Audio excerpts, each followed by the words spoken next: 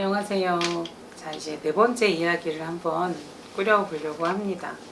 건강하고 행복하고 가능성 있는 아이로 키우려면 어떻게 하면 좋을까요?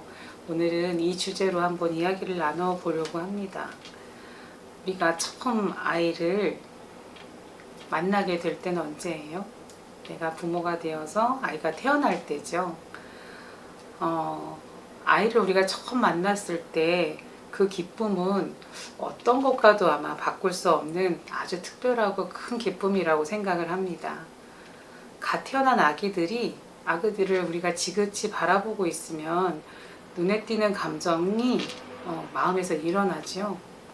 그림 형제의 동화 찔레꽃 공주 혹시 아시나요? 우리나라에는 아마 잠자는 숲속의 공주, 미녀 뭐 이런 이름으로 아마 동화들을 알고 계실 거예요.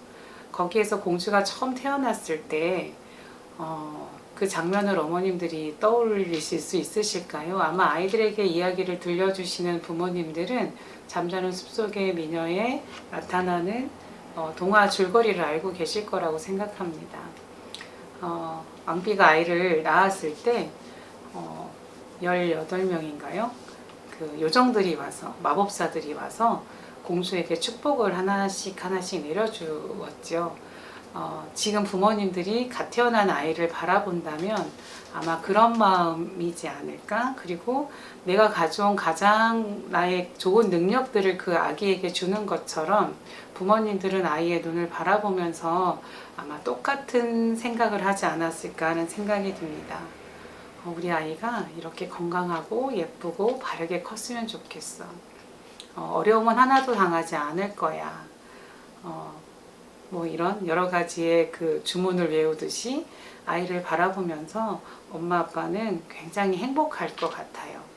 그런데 그 행복도 잠시 아이들이 조금 성장해 가면서 부모님들이 갖게 되는 또 하나의 마음속에 생기는 것은 무엇일까요? 그것은 바로 걱정이에요.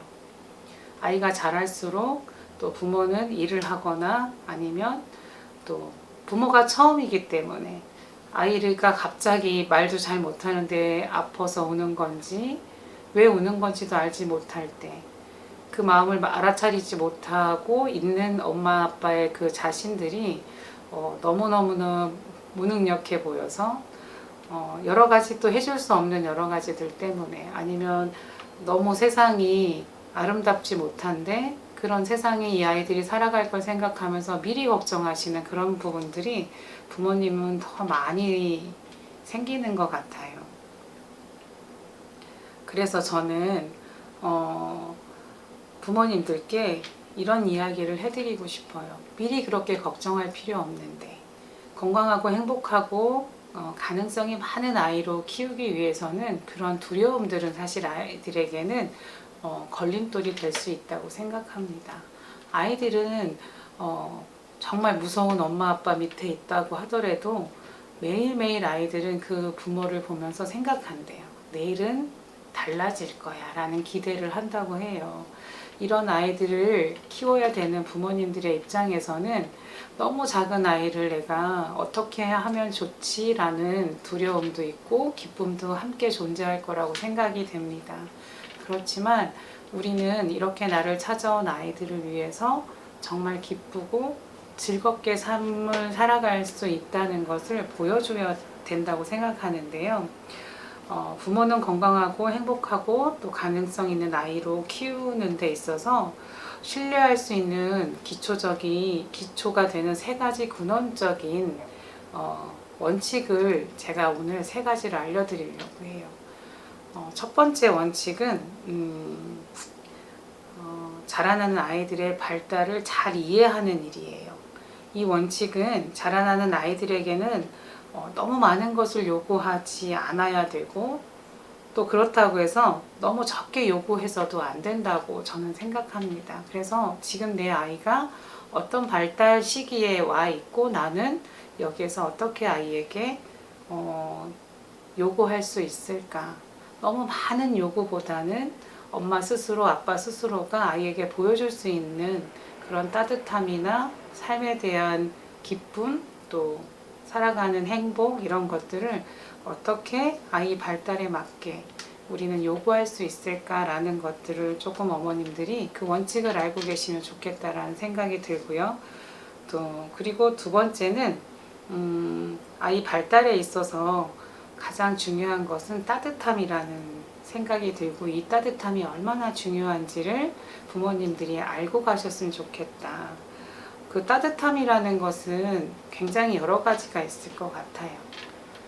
그런데 제가 지금 이야기하고 싶은 이 따뜻함은 사람에 대한 온기라고 생각을 하거든요. 우리가 좋아하는 사람을 보면 볼이 발그레해지는 것처럼 우리가 진정으로 사랑하고 좋아하는 사람에게는 조금 더 열을 낸다고 해요. 그것처럼 아이를 바라보는 부모님들의 마음과 또 그것을 받는 아이의 몸은 굉장히 따뜻해진다고 생각을 하거든요.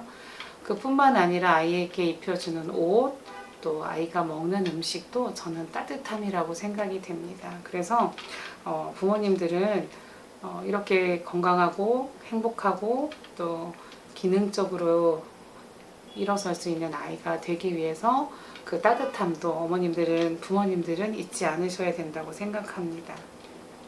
그러면 세 번째 원칙은 뭘까요? 그것은 삶의 리듬을 잊지 않고 삶에서 함께 가져가야 된다라는 건데요. 앞전에 제가 가정에 대해서 이야기할 때 사계절을 집안으로 초대한다라는 이야기를 드렸을 거예요. 하루의 리듬, 일주일의 리듬, 한 달의 리듬, 매년 돌아오는 1년의 리듬이 계속 반복되면서 그 리듬 속에서 제공하는 일들이 아이에게는 얼마나 소중한 선물인지 깨닫는 일이 저는 굉장히 중요하다고 생각하는데, 예를 들면 우리나라에서로 친다고 한다면 지금 절기에서는 이제 곧 추석이 오잖아요. 그러면 추석을 준비하는 엄마의 어떤 일들을 아이가 쭉 보면 1살 때 봤을 때와 2살 때 봤을 때와 3살 때 봤을 때와 아이는 그때의 기억들을 잘 간직하고 그것을 기억하고 있어서 이쯤 되면 이제 엄마가 송편을 빚겠구나. 이쯤 되면 우리 달 구경하러 갈 거야. 이런 것들이 아이들이 몸으로 그런 부분들을 생각해내는 것들도 아이들이 행복하고 건강하고 기능성 있는 아이로 키워가는 데 있어서 아주 중요한 역할을 한다고 할 수 있겠습니다. 그래서 우리 어린이집에서는 1년의 리듬 생활이라는 것 속에서 절기를 계속 지내고 있거든요. 이 앞전에는 유두라는 절기를 지내서 아이들과 함께 밀가루를 밀어서 따뜻한 칼국수를 만들어 먹기도 하고, 수리치떡을 만들어서 나누어 먹기도 했고, 그런 것처럼 이제 추석이 다가오니까 이제 아이들은 강강술래 준비도 하고, 그리고 선생님들이 계절 탁자나 액자도 바꾸고, 그리고 선생님들의 옷차림도 조금씩 달라지고 있는 것도 느끼고, 또 아이들이 산책길에서 만나는 여러 가지 자연물들이 이제 색깔들이 조금씩 변해가고 있구나. 아침에 만나는 햇님의 그 양이 많이 줄어들고 있구나. 이런 것들을 아이들이 소중한 선물로 받아들일 수 있게, 그렇게 건강한 아이로 키울 수 있도록 이 세 가지 원칙을 부모님들이 잘 기억한다면 아이들은 정말 건강하게 크지 않을까라는 생각이 듭니다. 그리고 활기찬 생명으로 성장하기 위해서는 아기들에게는 아무런 판단 없는 시선을 자기 주변에 있다고 생각을 합니다. 그래서 아이들은 모든 자기가 눈으로 보는 인상들 속에서 아주 깊이 파고들게 된다고 해요. 그런데 아이들은 모든 소리와 색을 알아차리며 자신이 어떻게 다뤄지는지 느끼고, 심지어 엄마가 자기를 돌볼 때 어떤 태도로 나를 돌보는지까지도 알아차린다고 해요. 우리는 아기들이 뭘 알겠어 라고 생각하지만 아이들은 이 모든 것들을 알아차려요. 그래서 나를 좋아하는 사람이 다가왔을 때와 그렇지 않을 때 아이들은 바로 알아채는 것처럼 우리의 태도까지도 다 유심히 들여다보고 있다고 합니다. 그래서 아기는 자기 위주의 모든 것을 감각적인 인상들로 흡수하지만 그것들을 판단하거나 걸러낼 수 있는 능력은 아직은 없어요. 그러므로 이 시기에 아기를 보호하기 위해서는 우리는 아기 위주의 보호 장벽을 잘 마련해 주어야 돼요. 근데 이 보호 장벽이라는 것은 진짜 어떤 벽을 쳐주라는 얘기가 아니라 아이에게는 정말 좋은 것들을 줄 수 있도록 모든 언어 사용이라든지 아이가 보는 여러 가지 환경들이 정말 좋은 것들을 볼 수 있는 것으로 우리가 보호해 준다라는 그런 역할로 제가 말씀드렸다고 생각하시면 될 것 같아요.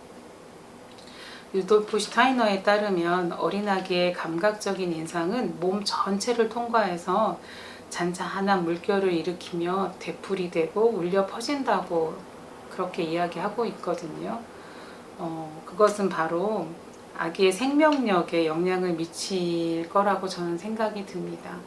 이것이 바로 모방이라고 할 수 있거든요. 어른들이 하고 있는 모범적인 행위들을 아이들은 모방하는데 사실은 모범적인 행위만 아이들이 모방하면 좋겠지만 아이들은 어른들이 하는 좋지 못한 행위들도 다 모방하고 있기 때문에 그래서 어른들의 행위나 언어나 이런 부분들이 굉장히 중요하고 그런 파동들은 아이에게 물결로 몸속 깊이까지 투영되기 때문에 우리들은 더 많이 노력해야 된다라는 것들을 부모님들께 이야기해 드리고 싶었습니다.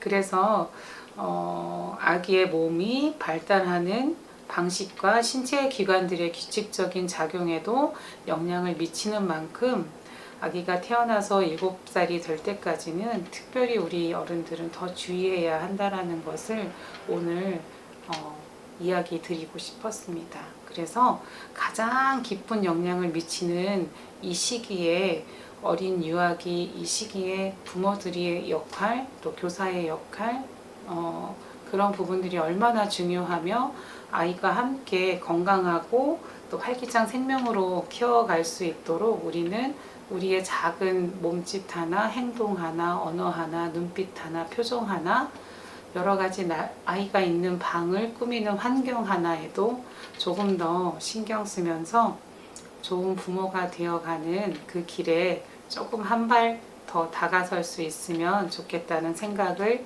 하면서 이 시간은 마치고요. 다음 주에는 태어나서 2살까지 된 아이들은 우리가 어떻게 도와줘야 될지에 대해서 깊이 있게 또 다시 이야기 나누도록 하겠습니다. 모두 행복하고 건강한 한 주 보내시기를 바랍니다. 감사합니다.